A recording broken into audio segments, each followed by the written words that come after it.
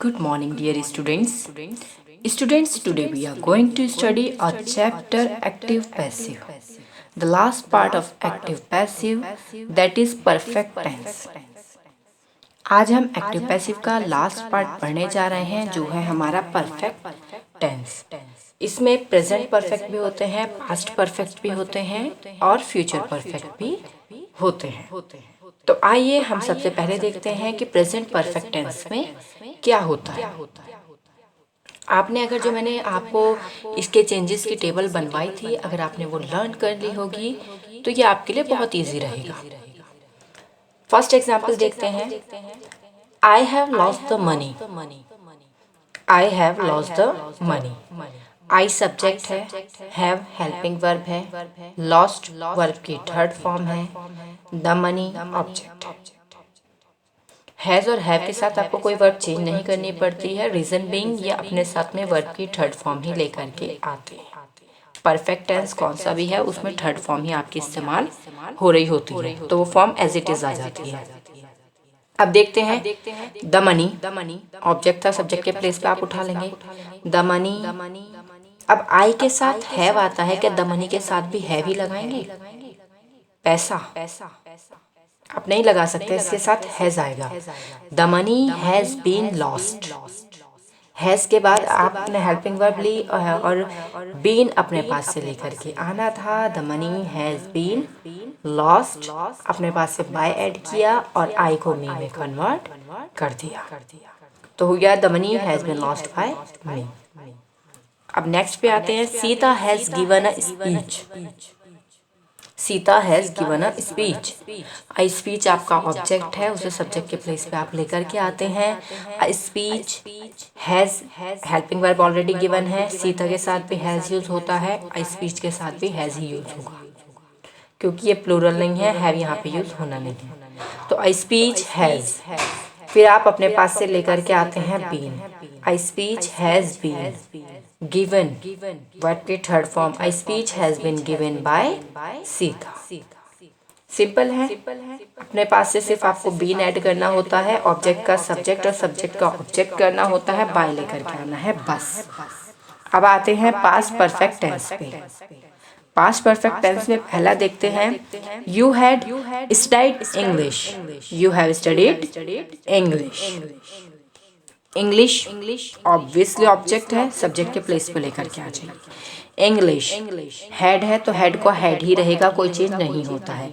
English had, been अपने पास से लेकर के आए। English had been studied third form है ऑलरेडी, तो वो एज इट इज आ जाएगी। बाय आप अपने पास से लेकर के आएंगे, यू का ऑब्जेक्टिव भी यू ही रहता है। English had been studied by you. I had done my homework. अब होमवर्क ऑब्जेक्ट है, होमवर्क हैड बीन अपने पास से done by me. Homework had been done by me. अब आते हैं फ्यूचर परफेक्ट टेंस पे। They will have pass the examination. The examination object है, द एग्जामिनेशन, इसमें दे सब्जेक्ट है, विल और हैव दोनों ही आपकी हेल्पिंग वर्ब होती हैं, अपने साथ में वर्ब की थर्ड फॉर्म ही लेकर के आती हैं और बाकी आपका ऑब्जेक्ट आ जाता है। The examination will have been, examination के साथ शैल नहीं आता है तो यहाँ विल का विल ही रहेगा। The examination will have been passed by they का that. I shall have finish the work, I के साथ शैल आता है। अब जब हम ऑब्जेक्ट उठाएंगे द वर्क, तो द वर्क के साथ कभी भी शैल नहीं आता है, तो हम विल हैव लाएंगे शैल हैव के इस पे। The work will have been finished by me. Clear है? आपको सिर्फ ये ध्यान रखना है, जैसे आपका हैज़ और हैव है तो according to the subject change कर लीजिए। आपका इज एम आर है वो भी according to the subject change हो जाता है, विल शैल है वो भी according to the subject change हो जाता है। अब बात करते हैं, एक और छोटी सी चीज़ रह गई है। कुछ सेंटेंसेस ऐसे होते हैं जिनमें हमें दो ऑब्जेक्ट्स मिल जाते हैं। कुछ वो सेंटेंसेस ऐसे होते हैं जिनमें हमें टू ऑब्जेक्ट्स मिल जाते हैं, तो वो और साथ में देखते हुए चलते हैं। Grandmother tells us stories. Grandmother tells us stories. Grandmother हमें स्टोरीज बताती हैं। अब इसमें ग्रैंडमदर सब्जेक्ट है, टेल्स जो है वो आपकी मेन वर्ब है, ये प्रेजेंट इंडेफिनिट का टेंस है। अब इसमें जो अस है किसे बताती हैं, हमें बताती हैं, क्या बताती हैं, स्टोरीज बताती हैं। दोनों के दोनों ही ये ऑब्जेक्ट हैं और दोनों ही करेक्ट हैं। तो आप इन सेंटेंसेस को दो तरीके से बना सकते हैं। फर्स्ट सेंटेंसेस में हम जो टेल्स के बाद अस दिया हुआ है उसे उठाते हैं एज ए सब्जेक्ट। ठीक, अब हमने एज ए सब्जेक्ट अस को उठाया तो हमारा हो गया वी। अस यहाँ से निकल गया, वी आ गया। अब टेल्स है जिनमें एस या ई एस लगा हुआ होता है फर्स्ट फॉर्म में, वहाँ हम इज एम आर में से कुछ लेकर के आते हैं। तो वी के साथ आर आएगा, वी आर वर्ब की थर्ड फॉर्म टोल्ड। फिर स्टोरीज। अब जो दूसरा ऑब्जेक्ट है उसे हम बाय से पहले प्लेस कर लेंगे। ये बिल्कुल सिंपल सेंटेंस बनते हैं जैसे अभी तक हम बनाते हुए आ रहे हैं। बस जो आपका एक ऑब्जेक्ट है वो तो सब्जेक्ट के प्लेस पे आ जाता है, दूसरा ऑब्जेक्ट मेन वर्ब के बाद और बाय से पहले आ जाता है। We are told stories, second object आया आपका बाय ग्रैंडमदर। अब दूसरा तरीका देखते हैं। सॉरी, स्टोरीज को चेंज कर दीजिए। अब हमने स्टोरीज स्टार्टिंग में रख लिया, स्टोरीज आर टोल्ड। अब बचा हमारा अस को भी यहीं के यहीं ले आएंगे। Stories are told us by grandmother. ठीक है, अभी नेक्स्ट देखते हैं। My father gave me some toffees.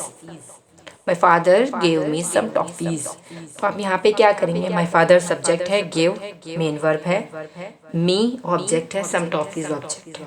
पहले मी वाला उठाएंगे, मी को सब्जेक्ट के प्लेस पे लाएंगे, आई हो जाएगा। पहले वाले में वर्ब की फर्स्ट फॉर्म थी, इसमें सेकंड फॉर्म है, तो इसमें वॉज या वर्ब में से कुछ चूज करना है। तो आएगा आपका आई वॉज। गिवन, गिव की थर्ड फॉर्म आ गई गिवन। अब दूसरा जो ऑब्जेक्ट बचा आपका वो यहीं ले आएंगे मेन वर्ब के बाद, I was given some toffees. अब आपका नॉर्मल आएगा बाय माई फादर।